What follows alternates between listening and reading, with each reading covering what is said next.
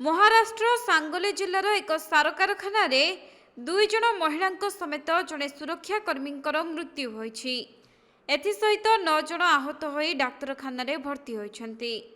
तेबे कारखाना रे प्रथमे विस्फोरण घटी गैस लीक हेबा कारणरू एही अघटन घटिथिबा प्राथमिक तदंतरू जणा पड़िछि। मिलिथिबा सूचना अनुसार गतकाली संध्या प्राय 6:30 समय सांगली काडुगं तहसिल सालगा एमआईडीसी मियांमार केमिकल कंपानी रे एही अघटन घटिथिला, जहाँकि कारखाना रे कोनोसी कारणरू प्रथमे विस्फोरण हेबा परे गैस लीक हेबा जोगु 3 जनकर मृत्यु होईछि। सेपटे कारखानार एक रिएक्टर रासायनिक धुआं निर्गत होई जोर विस्फोरण होइथिबा पुलिस पक्षरु सूचना मिलिछि।